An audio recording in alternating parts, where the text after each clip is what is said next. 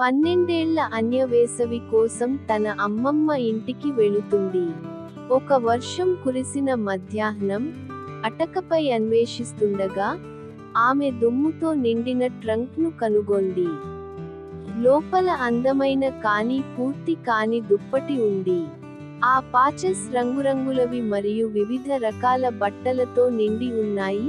Velvet, silk, denim, ప్రతి ఒక్కటి చిన్న ఎంబ్రాయిడరీ తేదీ మరియు పేరుతో ఉన్నాయి. కానీ మధ్యలో అంచుల వద్ద చిరిగిన ఖాళీ చతురస్రం ఉంది. అన్య దానిని అమ్మమ్మ మీరా వద్దకు తీసుకువస్తుంది. అమ్మమ్మ కళ్ళు పెద్దవి చేస్తాయి. ఓహ్ మై, నేను దీన్ని చాలా సంవత్సరాలుగా చూడలేదు. ఆమె ఖాళీ స్థలాన్ని తాకుతూ నిట్టూర్చింది. దీని హృదయం లేదు. ఆ ముక్క కథను కలిపి ఉంచుతుంది. అన్య ఆసక్తిగా ఉంది. ఏ కథ?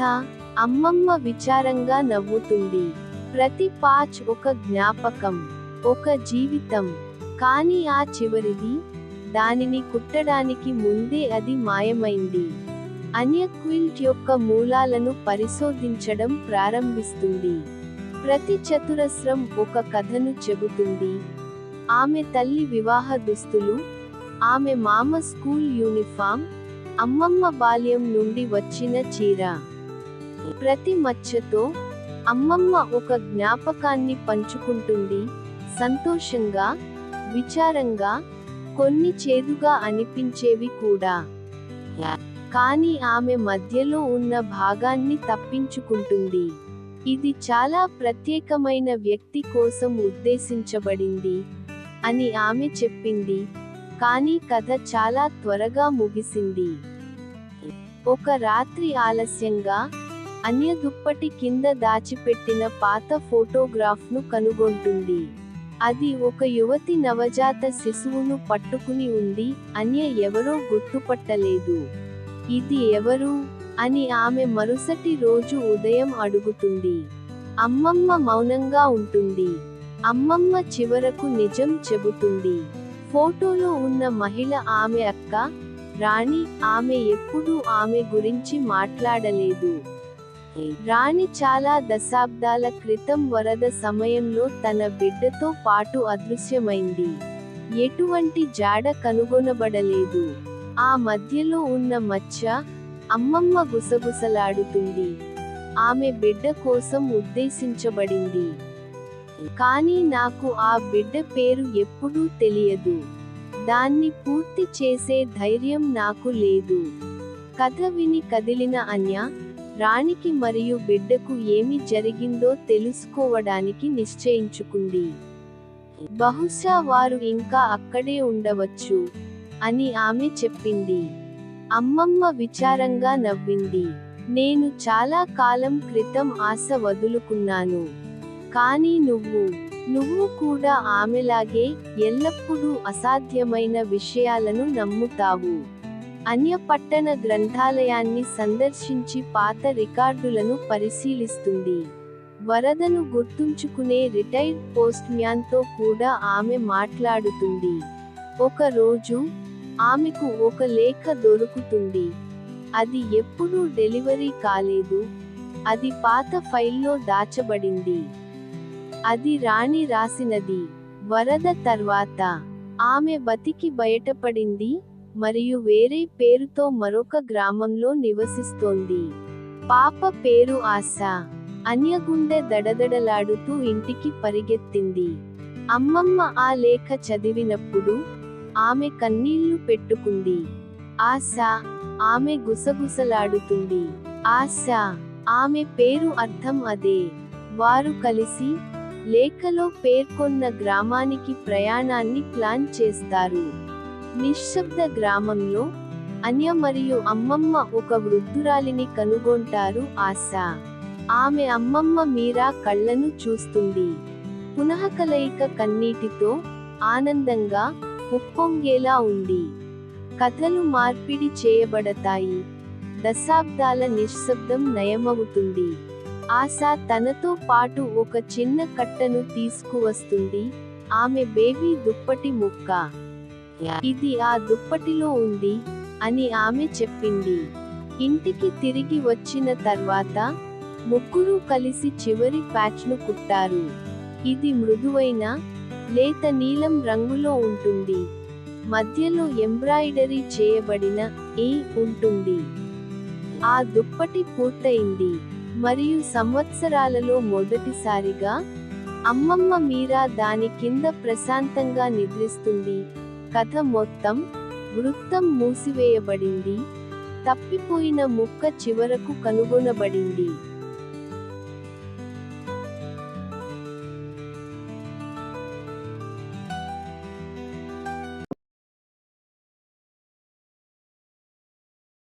వెరిడోరియా యొక్క ఆధ్యాత్మిక రాజ్యంలో భావోద్వేగాలు దాని నివాసుల విధిని రూపొందించే శక్తిని కలిగి ఉన్నాయి.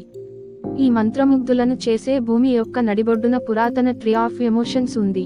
ఇది రాజ్యం యొక్క భావోద్వేగ సమతుల్యతకు సంరక్షకుడిగా నిలిచే భారీ, శతాబ్దాల నాటి ఓక్. వెరిడోరియా అనేక రకాల జీవులకు నిలయంగా ఉంది, ప్రతి ఒక్కటి విభిన్నమైన భావోద్వేగాలను సూచిస్తాయి. జాయ్ యొక్క విచిత్రమైన అద్భుత లియోరా ఉంది, ఆమె నవ్వు పువ్వులు వికసించేలా చేయగలదు. భూమి యొక్క నదులను పోషించే కన్నీళ్లతో విలపించిన దుఃఖం యొక్క సంరక్షకుడు తాల్గ్రిమ్ చంద్రకాంతి క్రింద బ్రూడింగ్ చేశాడు. ఆపై కోపం యొక్క మండుతున్న సంరక్షకుడు ఓరియన్ ఉన్నాడు, అతని కోపం అత్యంత తీవ్రమైన తుఫానులను మండించగలదు. కానీ ప్రేమ యొక్క కీపర్ అయిన ఎలరా చాలా గౌరవించబడ్డాడు.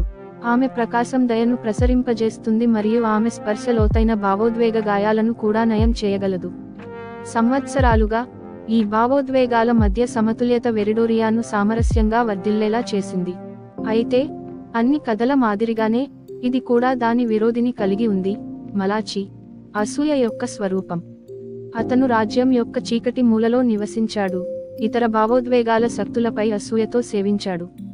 మలాచి ట్రీ ఆఫ్ ఎమోషన్స్ ను పడగొట్టడానికి మరియు వెరిడోరియా నియంత్రణను స్వాధీనం చేసుకోవడానికి ఒక నీచమైన ప్రణాళికను రూపొందించాడు.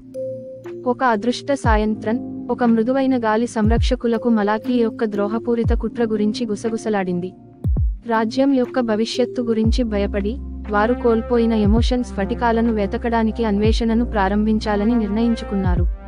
వెరిడోరియా అంతటా చెల్లాచెదురుగా ఉన్న ఈ మార్మిక రత్నాలు వాటి సంబంధిత భావోద్వేగాలను విస్తరించే శక్తిని కలిగి ఉన్నాయి. లియోరా, తాల్గ్రిమ్, ఓరియన్ మరియు ఎలారా వారి వ్యక్తిగత ప్రయాణాలకు బయలుదేరారు. లియోరా అడవి పువ్వుల పొలాల గుండా నృత్యం చేస్తూ క్రిస్టల్ ఆఫ్ జాయ్ కోసం వెతుకుతోంది. తాల్గ్రిమ్ యొక్క కన్నీటి ఒడిస్సీ అతనిని క్రిస్టల్ ఆఫ్ సాడ్నెస్ కోసం విచారించే అడవులకు దారితీసింది.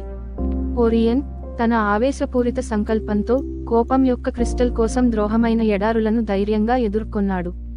ఇంతలో క్రిస్టల్ ఆఫ్ లవ్ కోసం ఎలారా యొక్క అన్వేషణ అత్యంత సవాలుగా నిరూపించబడింది.